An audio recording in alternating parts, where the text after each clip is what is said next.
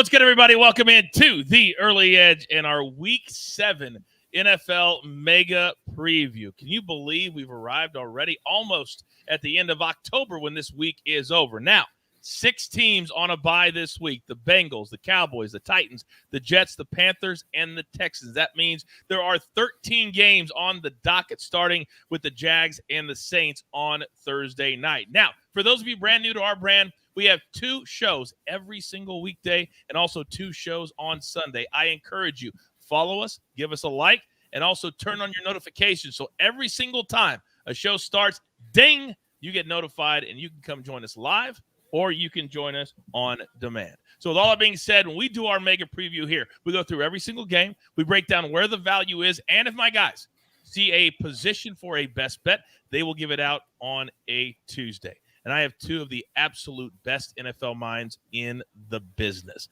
Bring him in now. The stoic one, RJ White. He runs everything NFL at SportsLine for us. Then the maestro, Larry Hartstein, is here as well. Gentlemen, I think before we get started, that last week was so bananas, we need to take 15, 20 seconds each to let me know what surprised you the most. Eagles losing, 49ers to the Browns, the Bills not being able to hardly get past the Giants.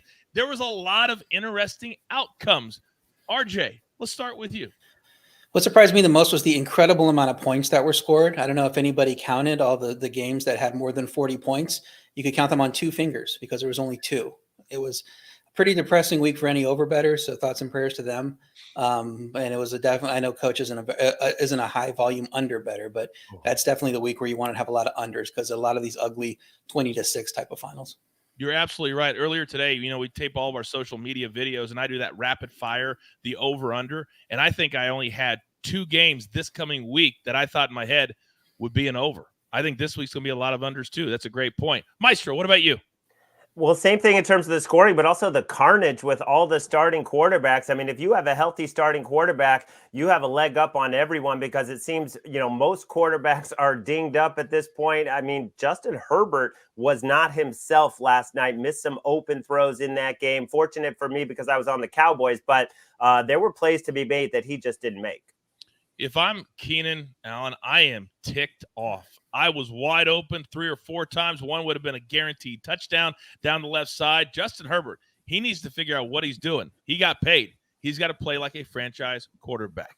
Now, our girl Rebecca says, afternoon, everyone. Already picking out my leans for the week and hoping my dudes agree. Well, Rebecca, your dudes are ready to get started. So let's go to Thursday Night Football. Jags and the Saints. Saints are favored by 1. Total 39. The Jags coming off a really productive 2 weeks overseas. Now they come back. Now, how are they going to do as they move forward? 9-2, Maestro, in their last 11 regular season games. And some interesting news came out just a short while ago. You're up. Yeah, and then they took care of the Colts when they came back 37-20. They picked off Gardner Minshew 3 times. Their offense really didn't play well, even though the scoreboard looks like they did. And this offense hasn't really clicked yet. Trevor Lawrence, the news is a limited practice today, but all the first-team reps still taken by C.J. Beathard. The spread and the money line have crashed. It was Saints -3, -155. That's all the way down to -115 and -1. I don't love the fact, because I'm on the Saints money line, I don't love the fact that it looks like Trevor Lawrence was going to play, but with a sprained knee and wearing a brace, I'm not sure how effective he's going to be. The Saints defense has been awesome all season, and the offense, I think, has a shot to do well because of the Jags injury report. Tyson Campbell, their starting corner, again, did not practice, so he's going to be out most likely, and I think this Saints offense, which was close to having a good game at Houston. I mean, they blow a 4th down conversion. They missed 2 field goals. The turnovers. This is a spot on a short week after the Jags were in London for 2 weeks. They come home. Now they have to travel. I just think it all sets up for the Saints, who are definitely kicking themselves. They completely outplayed the Texans, and they lose the game on the scoreboard. I'm taking the Saints money line on Thursday night. Here is one positive, RJ, that the Saints can kind of lean into if they want, that depending on how the Tampa Bay-Detroit game we'll get to later plays out, if they win this week, they could be tied for first place in the division. That's a positive. one of the benefits of playing a very easy schedule, which they have. It's interesting that one of these teams scored 37 last week and one scored 13, because if you don't look at the scoreboard, like Larry was talking about, you just look at the drive charts, you would think it's completely opposite the way it went. The Jags offense had just 3 drives of more than 25 yards, despite their 37 points. New Orleans offense had 7 drives of more than 40 yards, despite scoring only 13. So New Orleans really played a lot better than Jacksonville did, despite how they scored. New Orleans defense up to 4th in yards per play. They're 4th on 3rd down and 8th in the red zone. I think they can win against an injured Trevor Lawrence. I don't agree with the line move back toward one. I think if Lawrence does play, you still have to mark the Jaguars down significantly, because he's not going to be full strength. And we've seen these quarterbacks come in when they're not playing at full strength. It alters their upside, and they're just not going to be the guys that you expect to be out there. So if this was a fully healthy Trevor Lawrence, this game should be pick 'em for me, which is where it is now. If it's a 50% Trevor Lawrence, I think this game should be a little bit north of 3. And if it's CJ Beathard, I think it should be close to 7. So at 1, I would lock in the Saints right now. And that's exactly why we do our mega preview on Tuesdays. You monitor as we move, and also you follow my guys on social media and on SportsLine as the week progresses. They're all over. By the way, if you guys don't mind, take down your chat, hit that like button for me, put it right back up, and keep on chatting away. We love when you guys are active in the chat. Now, speaking of active, the Las Vegas Raiders, all of a sudden now, I know, RJ, they haven't looked spectacular, but they are currently 3-3. They've won 2. And now they go on the road to a Chicago team that was starting to trend. And then what happens? Justin Fields gets knocked out. So the Raiders going on the road because of that are favored by 3. Your thoughts?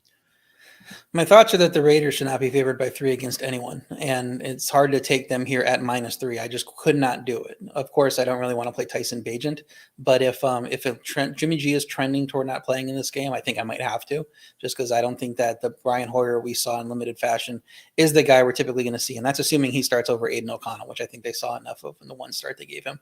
Chicago's defense looked great against Minnesota's offense. They gave up 1 touchdown drive and 2 long field goals, and that Vegas offense struggled to finish drives against New England. They were 1 for 6 in the red zone. So even though they won that game, it's not like their offense played great in that game. All they do well is throw. So if Jimmy G is limited or out, then I don't have a lot of confidence in the Vegas offense getting it done against a Chicago defense that you would think is beatable based on their season numbers, but they are playing a lot better now that they've gotten healthier and they stepped up last week. So I'm waiting to see if this line gets to 3.5. I think I'll take Chicago even with the uncertainty around Vegas's quarterback, because Vegas just is not good enough to lay 3.5 on the road. And then if Garoppolo is trending toward out, I think you want to get on it early because it should come down. Yeah, you really, and you're also, to RJ's point, make sure you're following the right media outlets. We see so many bad reports when a quarterback's going out. And right now, there's a lot of quarterbacks that could be in, could be out. Get the right information. Maestro, your thoughts on this game? I'm not as low on Tyson Bagent as some people might be. I mean, he threw for 17,000 yards in Division II. He had a great Senior Bowl against top-level competition, and he did not look completely overmatched against the Vikings. 10 of 14, 83 yards. Yes, he had a bad pick. Yes, he got a strip sack for a fumble, but Justin Fields holds the ball too long, and that's why he got hurt on that play. And he also ran for a touchdown. If you read the quotes coming out of Chicago, everybody loves this kid. I mean, they are psyched to play for him. They want to go out and make plays for him. So, yes, if Jimmy G can't play, which it looks like, I definitely will be looking at the Bears plus the 3, because as RJ mentioned, the defense got healthier entering last week, and then they showed up against Minnesota. Speaking of the word healthy, our next game, Deshaun Watson's been out for a couple of weeks. The Colts find out that Anthony Richardson, their dynamic, fantastic athlete who's shown really some incredible signs this week, shoulder issues, could be gone for the season, probably will be gone for the season. But the Browns somehow, Maestro, last week used their dominant defense, and it's all-time historic dominant so far this season, to beat the 49ers, widely thought of as the best team in football right now. So they're favored on the road 2.5 in Indianapolis. Total is 39. You're up first. Historic is right, Coach. 1,002 yards allowed through 5 games. That's the fewest, in something like 50 years. That's how dominant this Browns defense is. And then, I bet on Gardner Minshew last week, and I'm still kicking myself about it. But him against this Browns defense is not a good matchup at all. So, yes, even with P.J. Walker, the Browns should be favored. If Deshaun Watson plays, and he's right around the 4-week window when he got hurt, which is what they estimated, and he says he's hopeful, but if he plays, this line will definitely close over a field goal. But right now, I would definitely lean towards the Browns because PJ Walker was terrible, but it was against a very, very strong 49ers defense. That guy is 5-3 as a starter now. He won some games for Carolina last year. He can throw the deep ball. I would play the Browns here. If I would have told you 5 weeks ago, RJ, that we'd see a matchup of P.J. Walker, who I called in the XFL 3 or 4 years ago, and Gardner Minshew, what would you have said? I'd have said, is it April? Is it March? What spring league are we watching? Because that's what these two quarterbacks belong in. Minshew was a train wreck. I don't know how it gets better versus this great defense. Walker struggled as expected, but Cleveland run offense looked good at least. So maybe that will help out. Indy's D is not highly ranked, but they allowed 3.8 yards to Jacksonville despite the scoreboard there we talked about. I think they're a very underrated defense. Cleveland defense, of course, first in yards per play, fourth in yards per rush, second in yards per pass, first on third down. I don't see how points are scored in this game. It's tough to go under on low totals that are in indoor games because the elements are not going to be a factor, and they can play fast. But I just don't trust these offenses. So if I'm playing this game, it's probably going to be the under, and I just can't see laying points until I know that PJ Walker is not going to be on the field. Rebecca in the chat, Rick in the chat, a couple of others, they agree with you, RJ. This feels like an under game. It's just so difficult when there's a 3 in front of that total to play the under. It's just hard to do. Now, this next one is your squad, RJ, and you guys had a big-time, ugly under game. It was actually the subject of my What Are You Doing segment this week on social media because the Giants, boy, did they bungle that one up. But the Bills come in 4-2. They're laying 8.5 on the road against a Patriots team that's an absolute mess. Did we ever think Bill Belichick would go out like this? But should the Bills, the way their offense is playing, be laying 8.5 to anybody right now? No, I don't think so. I didn't think they should be laying more than 14 to anybody last week, and that's why I had the Giants plus 14.5 as a pick on the site. I wish I would have put it in best bets and on all the contests because I thought that the Bills, the defense would struggle, and it turned out it was the offense that struggled. So it's an interesting way to get there for that game. New England offense had a couple good drives against Vegas, but they're still 29th in yards per play.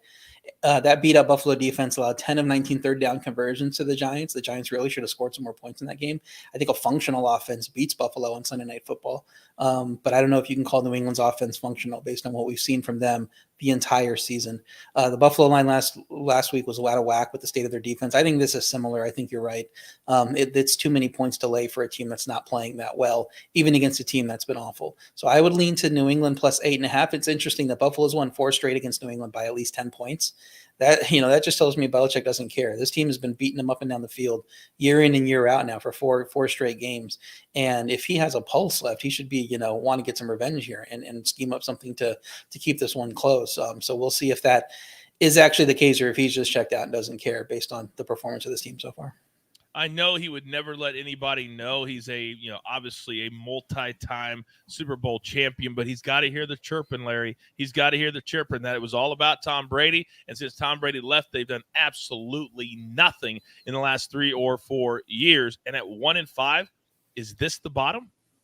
It's interesting you bring up Tom Brady because 2001, when Brady took over, that's the last time the Patriots have been home dogs of this number. They have not been a home dog of this many points in that long, and that was Brady's first home starter, first year as the starter. Mac Jones, 0-12 straight up, 0-12 against the spread as an underdog in his last 12 starts. So, there is nothing you can say positive. He threw a great ball, though, to Devontae Parker. They probably would have won the game if Devontae Parker catches a perfectly thrown ball from Mac Jones. But the thing that worries me, RJ, as opposed to taking the points, is the Patriots lost 2 more edge rushers. They already had lost their 2 best defenders. So now that defense, which was the strong point of the team, is in trouble injury-wise. They had 17 players on the injury report last week. I think it's Buffalo. I think Buffalo's offense finally wakes up. My man Ben, who's been on the show before, says, as a non-Pats fan living in New England, I'm thoroughly enjoying it. Ben, I lived in Connecticut for 20 years. WWE, ESPN, it drove me crazy during the Tom Brady era to live in the Northeast. It's got to be glorious now. Now, real quick, guys, I know you both have a teaser coming up later in the show, but we always look at 8.5 as a perfect teaser number. Would the Bills be a good tease spot here? Either one. Not for me. Not on the road, not with how they looked on Sunday night, not with the injuries on defense, not with the offense struggling in that game against a really bad defense. I can't have confidence in them coming out of this game with a win. Maestro? I disagree, Coach. I think it is a good teaser spot. It's not my favorite teaser leg. I have two other games I like better, but yeah, I'm not opposed to that at all. All right. Very, very good. All right. So 4 down and 9 games to go. But at CBS, we're not just about the NFL. No. We are all over college football as well. This Saturday, it's back to back to back college football. Into the end zone. What a throw. Unreal. It all starts at noon on CBS Sports Network. So many under-the-radar good games on CBS Sports Network. It's very, very easy. Download the CBS Sports app. Those tabs up there. If you want to see my guys on HQ, hit HQ. If you want to watch those games on the network, hit the network. It is that easy. It is on one app. All right, gentlemen, let's go to the NFC East.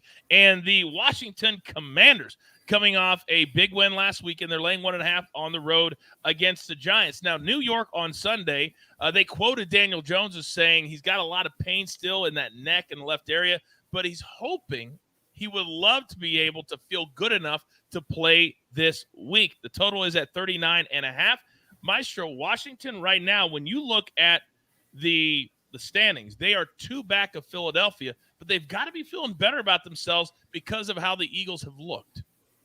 Yeah, and that was a big win for them in Atlanta, even though they may not have deserved that. They just got lucky that Desmond Ridder was the quarterback for the Falcons, but looks like there might even be a controversy with some of the Giants reportedly preferring Tyrod Taylor over Daniel Jones. I mean, you just signed him to all that money, and if he's ready to go, obviously he will be back in as the starter, but that's not a good sign heading into this game. I think the Giants emptied their gas tanks in that game. They put forth a massive effort. They deserve better. A terrible play call at the end of the first half, and I think that carries over a little bit. I would look at the Commanders, especially because the Giants missed more tackles in the secondary than any team in the NFL. And now you got to deal with McLaurin and Dotson and Samuel, who are very, very elusive. So I think that's going to be a problem for the Giants.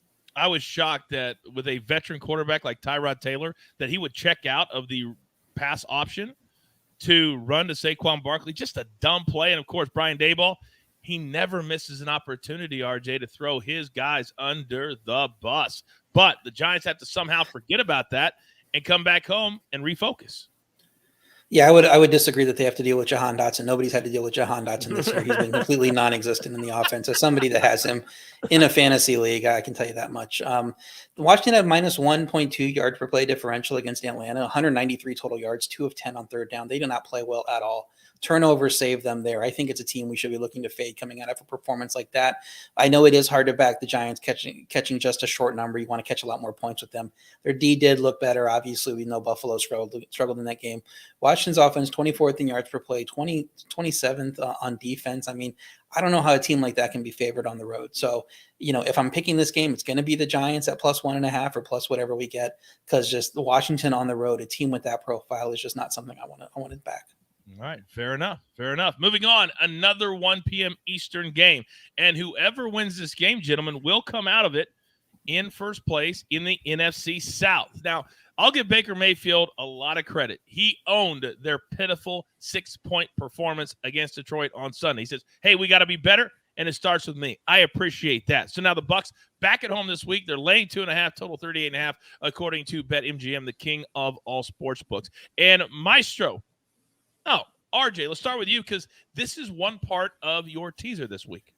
Yeah, the Falcons don't get blown out. They don't blow anybody out. So if you can catch points in the 2.5 range in a Falcons game, you want to tease them up. So I'm teasing them up to 8.5. The offense had a strong game minus the interceptions, as we just talked about. The pass offense starting to click 2 games now. We'll see if they can continue that on the road, which, Desmond Ridder has struggled there. Tampa Bay's defense does well in the red zone, but they could not slow down the Detroit pass offense. And we know Detroit's been dealing with a lot of injuries.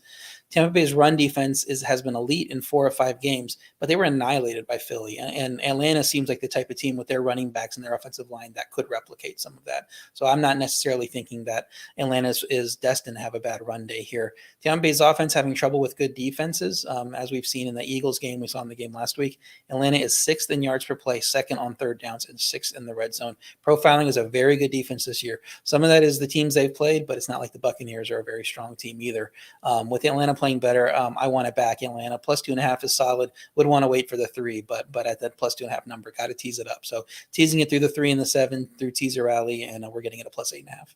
And we will release the other part of that teaser coming up in just a little bit later. Now, when you look at it, and Atlanta has played one more game than the Bucs, Larry, but they've been outscored by 21 points this year, and the Bucs have outscored their opponents by 2. So playing a little different way to get to where they are right now. How are you handicapping this game? Well, the Falcons are on the road. It's a place they haven't won since September of last year. I think it's 12 straight losses on the road, or 8 straight. I'm not even sure, but they have not won since they won in Seattle in September of 22. Desmond Ridder has not won a road start. And if you saw those interceptions that he threw, those were 2 of the worst interceptions that you will ever see. And that shouldn't happen to an NFL quarterback. It was just ridiculous. They can't even get the play calls in on time. They take a crucial delay of game. I do not want to back the Bucs laying a big number, but less than 3, I would lean to Tampa Bay. That was an elite Detroit Lions defense that they had to go up against this past week. The Falcons are better defensively than they have been last year, but I definitely lean Tampa just because of Desmond Ridder. That's a very, very good point. And I think we're seeing across the NFL, whether it's young quarterbacks getting hurt, veteran quarterbacks getting hurt, pay very, very close attention to the game before you bet it, because you just never know who's playing well. Dig a little deeper like my guys do.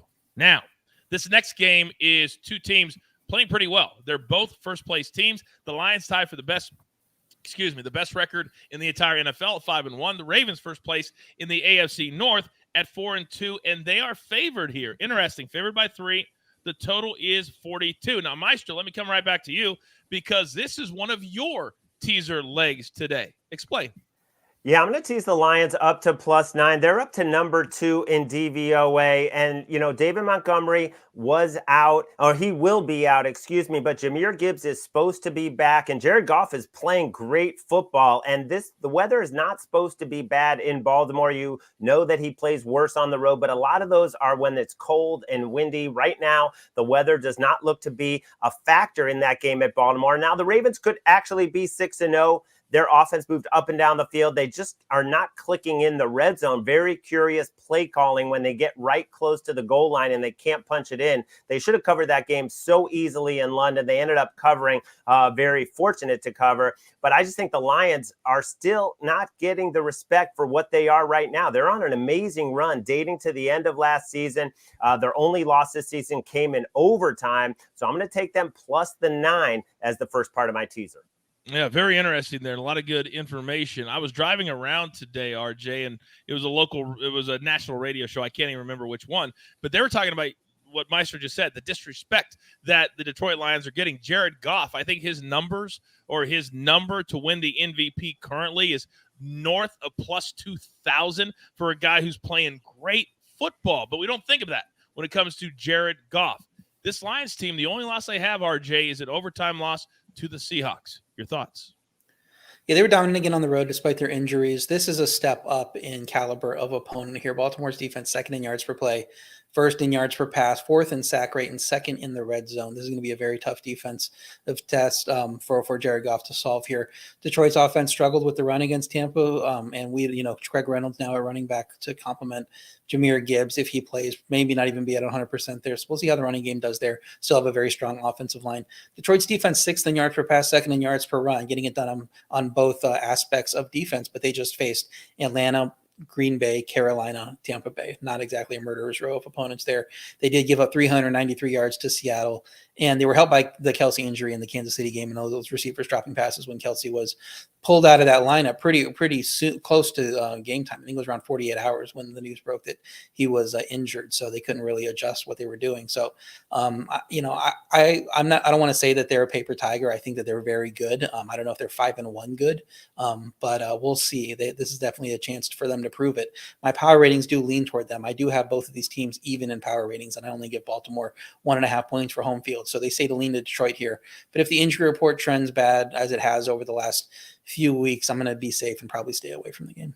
All right. As always, pay attention throughout the week, because whenever you have injuries or you don't know who's going to play, very, very important. We cannot emphasize that enough. Now, we've gotten a very good response as we're kind of in the I call it the baby stage of our relationship with BetMGM. We're still collecting, still getting people to sign up, but we're actively working with them to come up with some really fun things throughout the basketball season into baseball and beyond. But if you haven't signed up yet, come on. New BetMGM customers can sign up today. You get a $200 in bonus bets. Just place your first wager of at least $10, and you'll receive $200 instantly in bonus bets, regardless of your wager's outcome, with bonus code EDGE200. That is bonus code EDGE200. And trust me, we hear you. We hear you, and we are working on it. Sometimes it takes some time, but we will figure this out. I promise you, and it will be fun. Next game, 1 o'clock Eastern. Interesting. Steelers at the Rams. I got to make sure I have that time correct. I think it is 4 p.m. Eastern. Let me look here real quick, because sometimes we have the all right, here we go. So, it's 4:05. Excuse me, 4:05 Eastern time. So now we're into the 4 o'clock games. I apologize. I had it written down wrong. So the Rams are favored by 3. The Steelers, I think, I was a little bit surprised as I was doing my research for the show that they are a 500 team. In the loss column, they're tied with the Ravens. So maybe they're not as bad as we thought. But RJ, let me come to you, because LA, when they've looked good this year, they've looked really, really good. And now Cooper Kupp is back, which can only help.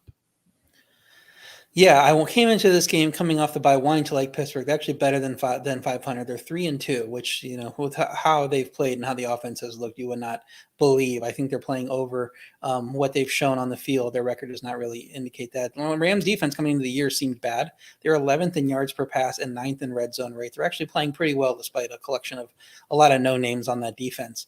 Pittsburgh's offense, on the other hand, 32nd in the red zone and 27th in yards per play. I don't know if the bye week really fixes that. Deontay Johnson will be back. That will help, but it's not like he's a super impact player like a Cooper Kupp that is going to transform this offense. Maybe if they let him call plays, he might transform the offense, but that's not going to happen there. The Rams offense now 8th in yards per play coming off a big game. Kupp looks unstoppable. They also have Puka Nacua to break out whenever they need. He looked unstoppable when he was running the offense there. The running back injuries for the Rams may make the offense a little more one-dimensional. They're probably going to be going to practice squad type of talents there at running back, but I don't think it really matters for Sean McVay scheming it up against his Pittsburgh defense that isn't really stopping the pass anyway. I think the Rams are going to score points here, and it seems like Pittsburgh might not be able to keep up based on how solid this Rams defense was doing. So even though I wanted to like Pittsburgh off the bye, I can't do it. I'm making Rams -3 at best bet because I think this is going to close north of 3. Okay, let's come over to you, Maestro, because the Steelers going on the road, if they can, we saw it last week. Browns, Jets. We can't count anybody out right now when it comes to the NFL. How much of a chance do the Steelers have? Well, the Steelers do come off the bye, but the Rams basically had a bye because they hosted the Cardinals. So they're just staying at home and getting to wait for the Steelers, which is a much more legitimate opponent. They don't have Kyron Williams. They don't have Ronnie Rivers, their top 2 running backs. And one of their starting cornerbacks got arrested on a concealed weapons charge after the game. I do not know his status, Darian Kendrick. But aside from that, not having the running backs might be a good thing. When you have Matthew Stafford throwing to Nacua and Cooper Kupp and some other good weapons on that team, this is an electric passing offense. Cooper Kupp is an MVP type of player, and you see the impact he's made in just 2 games. So, yeah, even getting Deontay Johnson back, in a passing league, Matthew Stafford against Kenny Pickett, yeah, I'll lay it with the Rams. All right, I think I will too. Now, there's one more game at 4:05 Eastern time, and that is the Arizona Cardinals traveling to Seattle to take on the Seahawks, who for about 3 quarters against Cincinnati looked like they might win that game, and then they'd get inside the red zone and turn the ball over. It was just, I'm glad I was on a plane home from London and I wasn't watching the game. I was looking at it on my phone. Seahawks 7.5 with that hook. Arizona, they led early in the game last week, and then the Rams just blew them out in the second half. Total 44.5. You both have the Seahawks as your back end. Maestro, let's start with you of your teaser. Why the Seahawks? Well, I'll probably lay it straight up with the Seahawks as well, because the Cardinals are descending to what we thought they were going to be entering the season, and losing James Conner, just a brutal blow, and Josh Dobbs kind of reverting to what we thought he was. And now this Seahawks secondary, I mean, with Devin Witherspoon and Woolen and Jamal Adams, this is a legit defense. They completely outplayed the Bengals, couldn't score. They got down inside the 15 like 3 times, 1st and 10, and got nothing out of it. Probably should have won that game. And I think if they win that game, this line probably opens 9.5, which is, I think, where it should be. That's how much better the Seahawks should be at home against this Arizona team, which played great for a few weeks to start the season, showed a lot of grit, but now I think the level is starting to even out. So yeah, the Seahawks as part of a teaser, -1.5. That way you don't have to lay over a touchdown. It feels like the perfect spot, Larry. And RJ, you also agree. I mean, Seahawks, when you look at the way Arizona's playing right now, you want to have less than a field goal. And we never use the word lock. I hate using the word lock, but it feels like it. Yeah, I would take Seattle -7.5 too. My power ratings have it at 9. I agree with that stance, but definitely tease it down to 1.5 at this number. Make it second leg of the teaser. Seattle dominated Cincy in stats in that game. They were killed by that fourth quarter interception that led to a long field goal for Cincy, and then Seattle had those 2 drives end on downs. Couldn't get a touchdown that they needed. But they should have covered. They should have won the game. Their defense is 9th in yards per play, first versus the run, but awful 30th on third down and 32nd in the red zone. Still impressive blocking down since he had 2 good first drives and then basically got nothing the rest of the game. Arizona's offense moved the ball versus the Rams, could not finish drives, and the defense fell apart in the second half. Now that the Seahawks defense is mostly healthy, I think they contain this offense. I think they win this game by double digits. So I would lay it with 7.5, but definitely making it second leg of the teaser is a very safe option. All right, and do it when the guys tell you to do it. The reason we give out very few best bets here, the guys absolutely love it to do it. So I would put it in today and not wait until it goes up to a number, because there's really important numbers in a teaser that you want to go through.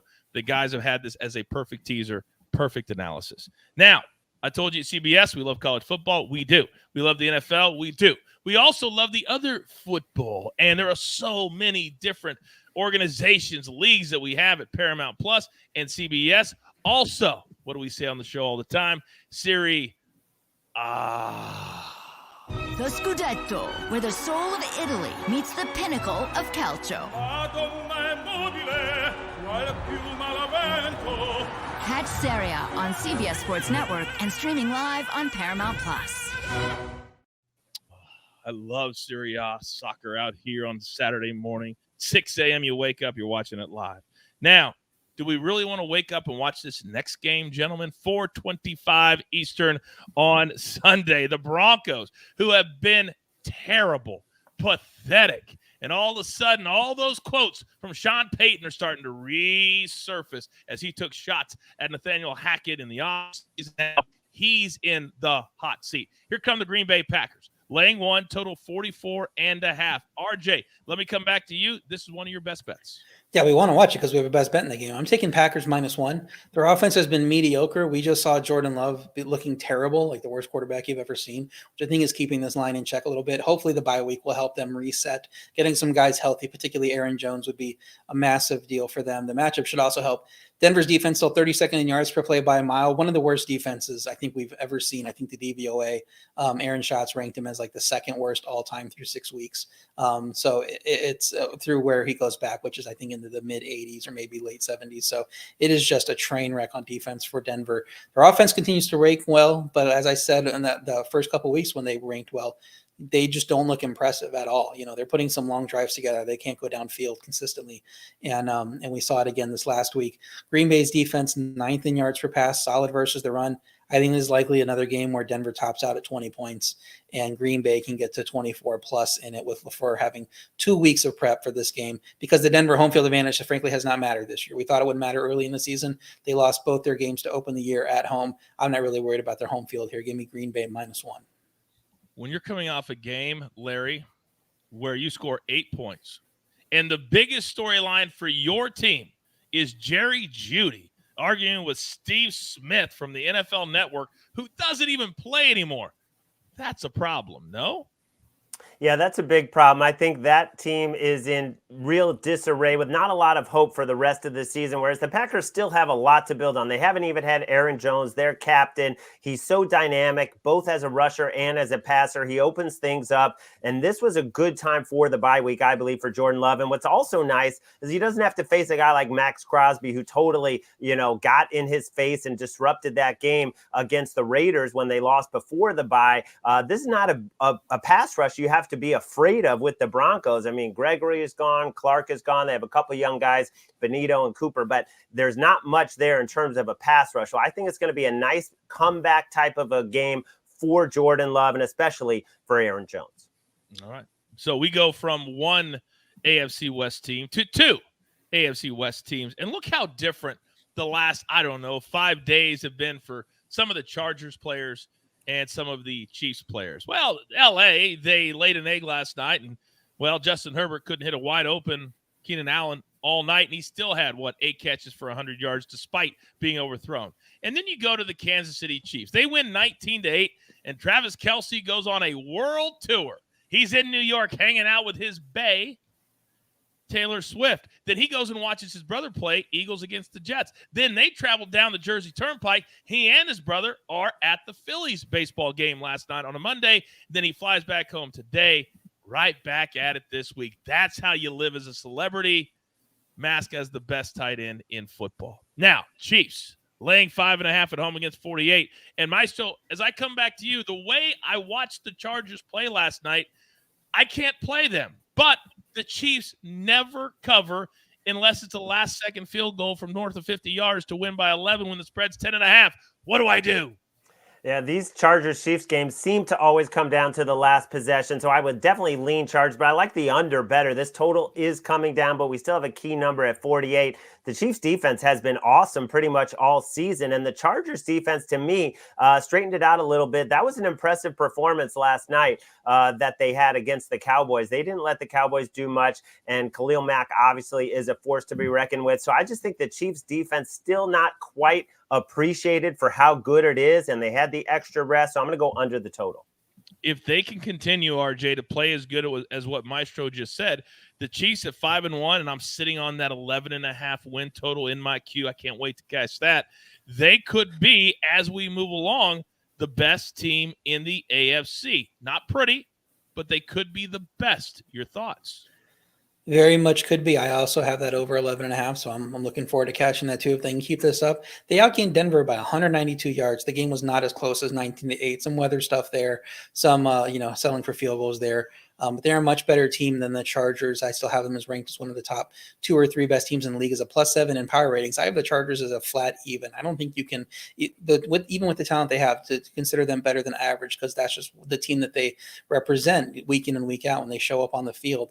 And so I think there's a 7-point difference between these teams on a neutral field. I definitely think there's more with the Chiefs being favored. I think this line has to be 7. And the only reason it's not is because the familiarity between these teams and the history we think of in these games. But Kansas City is just so much better than them that if I'm going to play it, I've got to go with Kansas City here. Their offense is first in sack rate, 4th on 3rd down. Those are the 2 situations where Chargers actually are respectable. And so if the Chiefs can neutralize that a little bit, they're going to just blow this Chargers defense, which has been terrible against a lot of teams, out of the water, even though the offense really just seems great rather than truly elite as they have in the past. But just being a great offense is a nice floor to have. I would have loved to see the Buffalo offense look simply great this past week. So I think the line's going to go up. I think they should be at least 7. I would get it now at -5.5 because these two teams are not in the same weight class. There's no doubt about that. The Chiefs are going to basically have 10 days off, and the Chargers are going to have 6. They played Monday night. Chiefs haven't played since last Thursday. That's a big difference when you're talking week 7, week 8, week 9, when injuries start to become an issue. Fatigue starts to become an issue. Gentlemen, Sunday night football. It has the potential to be the game of the year to this point. Certainly the game of the week. The Philadelphia Eagles, first place in the NFC East. The Miami Dolphins, playing great offensive football. Their only kind of stub of the toe was against Buffalo, and they allowed 48 points. But, boy, have they become incredibly popular. So the Eagles are laying very, very small number, -1.5. How much is it about last week in New York? Well, we're going to find out. The total sitting at 52. So let me come back to you, RJ. How much do you think this number is reflective of what the Eagles could not do getting beat by the Jets? Yeah, and they had a -3 turnover day, and that should have won. And then it became a -4 turnover day with one of the ugliest interceptions you'll see Jalen Hurts ever throw. He completely gave that game away. There's no reason the Eagles should have lost that game. This is a good rebound spot. Miami's defense 19th in yards per play, only 31st in interception rate. You would not expect him to throw bad interceptions in this game. Miami has faced several bad offenses on defense, so that kind of boosts their numbers a little bit. They gave up 34 to the Chargers. They gave up 48 to the Bills. If an offense is really running on all cylinders, it should be able to put up points against this defense. Philly's defense top 8 in yards per pass and yards per rush. I don't know if they get stops even with that, considering how great Miami's offense is. If you're looking at the yards per play metric, the drop-off from Miami at number 1 to Buffalo at number 2 is greater than the drop-off from Buffalo at number 2 to the Giants at number 32. Wow. There's a bigger gap between the top 2 teams in the league than there is for the rest of the league. So Miami's offense is literally lapping the field at this point. I think this one comes down to who has the ball last or key injury availability. I would look to tease Miami up because I don't think they're out of any game. But I would lean to Philly on this number, but I don't love it. Maestro, last week, to kind of illustrate a little bit of what RJ is talking about, Miami was down 14-0 to the Carolina Panthers. They then went on to outscore them 42-7 the rest of the game. It doesn't even faze them to be down 14 in a game. It might against the Eagles, though. Your thoughts? Yeah, and it might on the road. At home, Tua 15-5 against the number, but slightly under 500 on the road. But this, to me, is a potentially good matchup with all the injuries the Eagles are dealing with. You know, they have not had any cornerback that started the season for the Eagles has not played every game yet, is what I meant to say. Reed Blankenship gets hurt again. Will Darius Slay come back? I mean, they have so many injuries. And what about Lane Johnson, maybe the most important offensive lineman in all of football, dealing with an ankle sprain? Probably he'll try to play through it, but this Eagles team is very banged up, and I think that's why we're seeing money come in on the Dolphins. For me right now, slight lean to Miami. All right. It's going to be a lot of fun. The nice thing is, because it's such a big game and it's Sunday night, you can kind of see how your day goes with your plays, and hopefully you've got a little profit, and then you can play the side that you want to play. Final game of the week. And this will be interesting to see how the 49ers bounce back, go on the road for a second straight week. They lose to the Browns after a last-second field goal goes to the right. Debo knocked out of that game. CMC knocked out of that game. On the other side, Minnesota, the Vikings, they have not been good at all. And now they've been playing, at least starting last week, without Justin Jefferson for at least 4 weeks. Who knows, perhaps longer. So, Maestro, let me start with you. The 49ers, 6.5 on the road in Minnesota on Monday Night Football. That feels like a lot after not even getting past the Browns.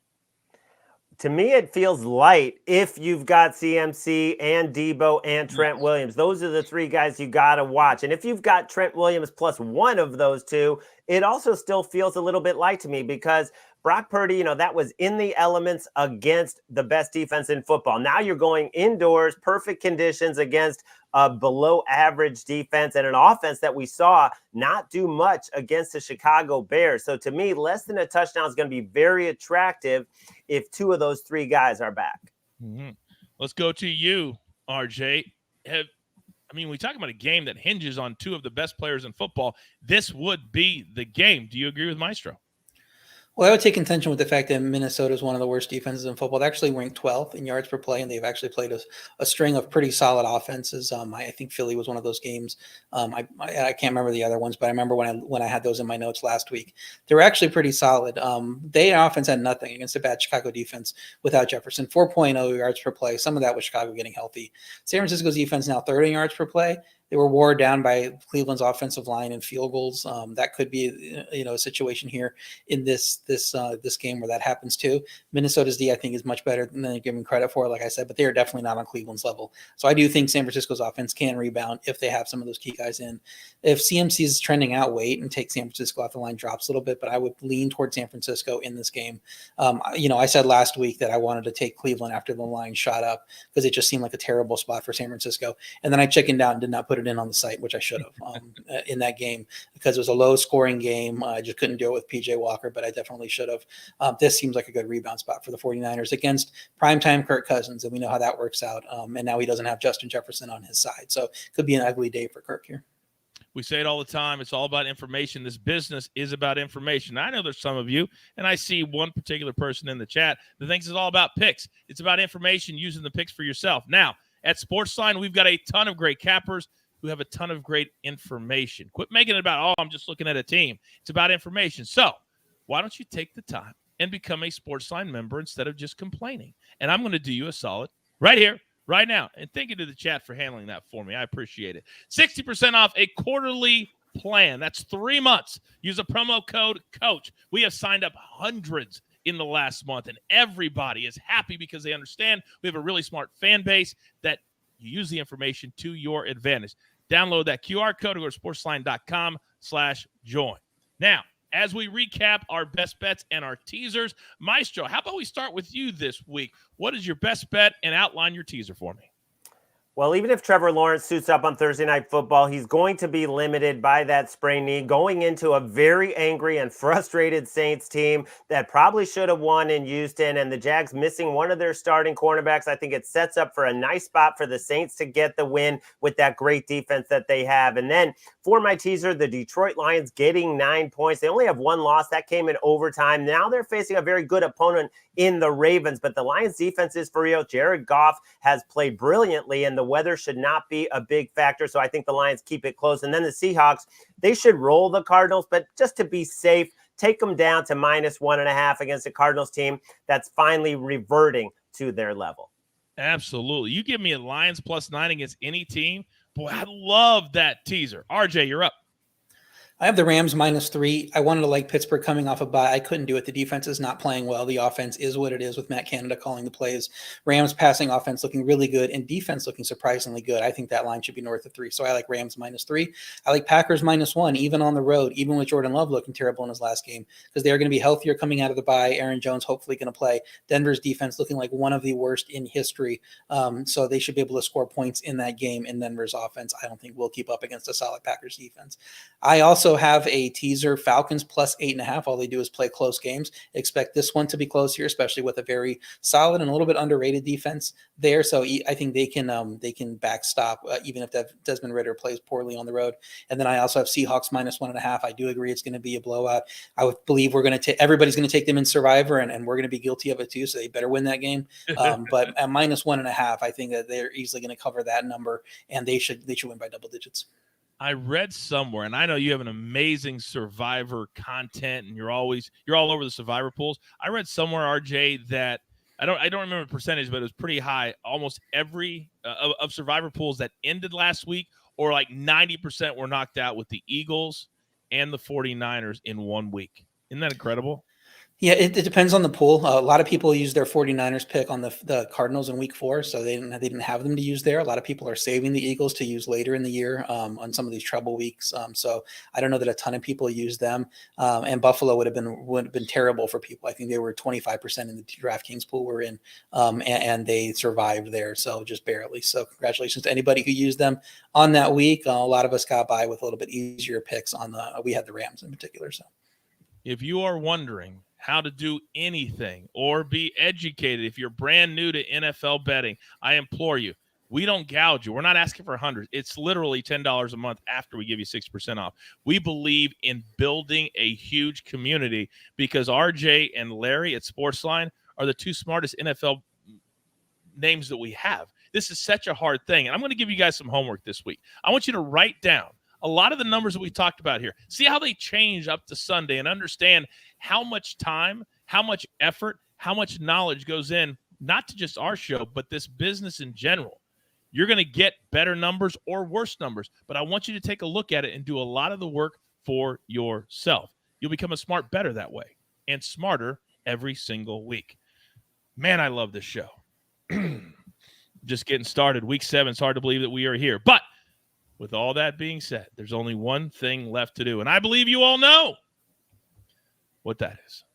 You've got your marching orders. Let's take all of these Week 7 NFL tickets straight to the pay window. For my entire crew, love them all. the stoic one, RJ White, my man, the maestro, Larry Hartstein, the snake, making the show look like $1 million every single day. I am simply the coach, trying to keep this train on said track. Thank you all for finding us, taking the time out of your day. Pay it forward. Be kind to one another and bring all your friends. We want everybody. The water's warm. We grind for you so we can win with you. It's truly what we're all about right here at the Early Edge. Good luck.